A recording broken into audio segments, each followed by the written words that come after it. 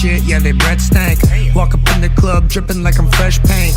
I can see through the facade like What's going on, fight fans? It's another great day when you love MMA. Welcome back to Mad Matty Fight Talk. Your host here, Mad Matty.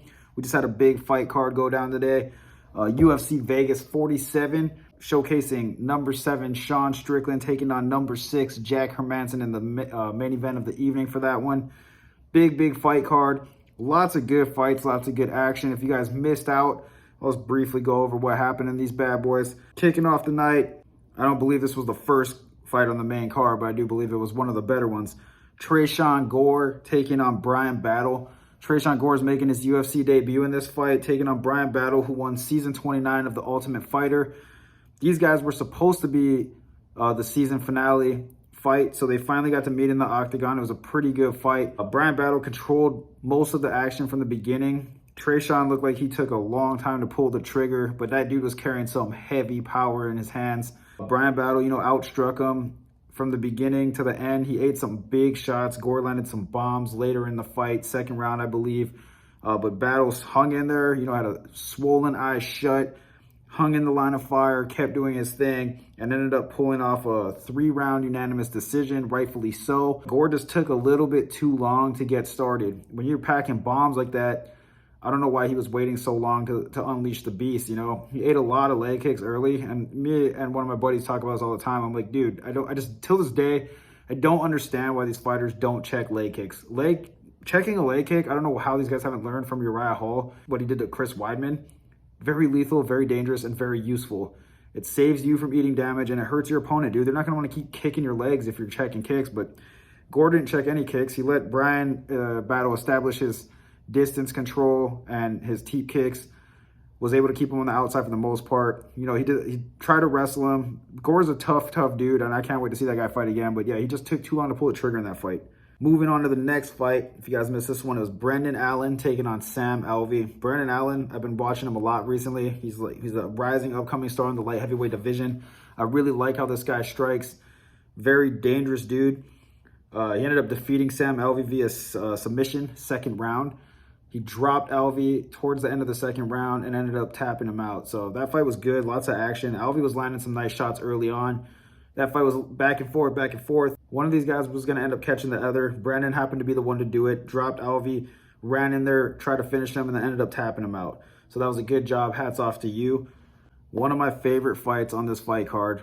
Dude, this guy is an absolute monster. Shavkat Rakhmonov. I don't know if I'm saying your name right, but regardless, dude, I am a massive fan. Versus Carlston Harris. First round KO by vicious ground strikes. First off, Rakhmonov is an absolute beast. He's 15-0. He's undefeated. All finishes. This guy's never been to a decision yet. Gotta love that, man. Welterweight division is stacked as it is already. That is a guy I definitely want to see move high up in the rankings and start taking on some high-level competition. Landed a nasty spinning back kick early on. Ended up throwing like a wheel hook kick. A spinning wheel kick, I believe. Caught him with like the calf part of his foot, but so much power, ended up putting Harris on his back. Rakhmonov runs in, gets up on him, starts landing some massive strikes on this dude. Caught him clean on the chin, ended up knocking his lights out cold. That was a great performance, dude. That guy's 15-0 in an already stacked welterweight division. They need to give this guy some serious names. They need to start moving him up the chain of command here because that kid has bombs in his hands, dude. He is an absolute beast. If you guys have not seen that guy fight, he is one of the dudes I will be putting highlights in my description. Don't forget to go and check those out because I'm telling you guys are going to want to get to know who this dude is. He is going to be a beast. He's an absolute finisher. He's one of my favorite fighters right now. In the co-main event, Maximov took on Punahele Soriano. That was a really good fight. If you're a grappler and you're a wrestler and you like that kind of stuff, absolute fun performance to watch. Maximov ended up winning a 3rd round split decision. Look, I'm from Hawaii and I love me some Hawaii fighters, dude, but I don't know how he got the split decision. I mean, you could have gave Punahele 1 round, but I think Nick controlled most of the action 2nd, 3rd round. I honestly thought he was going to win a unanimous decision, but I'm happy with a split decision for my homeland people, but regardless, Punahele and Maximov, I really thought these guys were going to try and knock each other out. Nick's a smart dude. He defused the striker, absolutely out-grappled him. He went relentlessly for takedowns, Coming out of the Nick and Nate Diaz army, you know that these fools are probably rolling hard because they're really, really good on the ground. So Nick constantly went for takedowns, constantly dragged Punahele to the ground. And Puna is doing a really, really good job with defending takedowns early and often. He's hitting switches, countering, but he just couldn't get this guy off of him, man. It was really, really hard to get him off of him. I think he ended up tweaking his knee out early in the third round. Something happened. He had like this weird look on his face, like he was constantly in pain every time he was trying to defend a takedown. And Maximov took advantage of that, you know, stayed on top of him, grappled him, landed the strikes he needed to win. Puna landed a vicious knee at the end of the first or the early in the second. Either way, split Maximov open bad. He was bleeding all over the place. That I thought was going to be the game changer, but Maximov showed how tough he was and stayed in the fight. And he ended up pulling out a split decision victory. Could have been a UD, honestly, but, you know, I'm not mad about a split decision either way. He just did what he needed to win that fight, you know, a la GSP style, where you just drag him to the ground and keep him there, dude. You can't strike if you're constantly defending takedowns, and that's a grueling way of fighting. And that proved to work in this fight. So hats off to you. That was a good win. And in the main event of the evening, we got Sean Strickland, the man everybody loves to hate, versus Jack Hermansson. Man, I don't know what to say about this fight. 5-round split decision. Sean Strickland gets the dub. Just to let you guys know what happened right off the bat. Sean, people keep talking like this guy is going to be up in the contendership. I'm going to keep it 100 with you guys. All he did was jab for the most part in this fight. Landed a little bit of front kicks, threw some hooks in there. But, you know, if you're trying to climb into a title fight, to me that was not... It's an impressive how he controlled the distance and was kind of untouchable in this fight, but at the same time, it's like you're not going to do something like that to a guy like Israel Adesanya, Robert Whittaker, Paulo Costa. There's a lot of guys in that division that are really dangerous. But he ended up pulling off the victory. He controlled the fight from beginning to end. You know, he established his jab right away. He has a really slick, nice jab, and he stands like a boxer does, and he really is good at getting out of the way for the most part. Hermansson was throwing heavy and missing often. Hermansson was going for a lot of takedowns and was completely unsuccessful. I believe that Sean Strickland had 100% takedown defense in that fight. It was 7 of 7, and he defended every single one of them. So that's not an easy thing to do, especially against a good wrestler. So that shows a lot of skills on Strickland's part. You know, besides all the antics that Strickland pulls, I like this guy as a fighter. The thing that it doesn't irritate me really. The thing that is weird about him is that all he does is spar.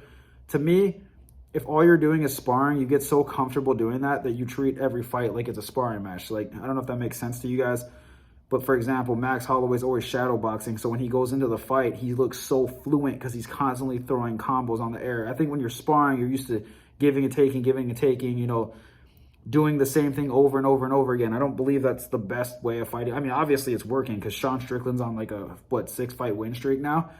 But to me, I don't really like that. I feel like he needs to mix in his combos. He needs to start throwing different stuff, because when he starts moving up the ranks here soon, he's going to be running into problems against some really dangerous strikers. Like, if you think about what's possibly next for this guy, he's ranked number 7. He beat number 6. Now, if we're looking at what's on the table, Cannonier's booked against Derek Brunson. So that's off the table. That they're fighting for what I believe is the number 1 contendership. I mean, I'm just a fight fan, so who knows what I know, right? But what's left for him, right? You got Marvin Vettori, number 2. That would be a really, really good matchup and a really hard matchup for a guy like Sean Strickland. And then you got number 5, Paulo Costa. Both of these fights for Sean Strickland are not easy fights by any means. These would not be easy fights for him. If Paulo Costa even comes back to fighting, because I've been seeing a lot of shit in the media where maybe he's not coming back, he doesn't want to fight anymore, blah, blah, blah. They might move it up to 205, right? If he comes back, I would like to see Sean Strickland take on Paulo Costa, because that would be that would let you know right away, is Sean Strickland a title caliber opponent?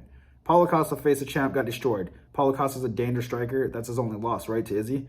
Let's set them up. If that can't be possible, let's set him up with a Marvin Vettori, number 2 ranked in the world, fought for the belt, fought Izzy twice, fought Paulo Costa, outstruck him, outgrappled him, you know, did what he had to win that fight, although it was at 205.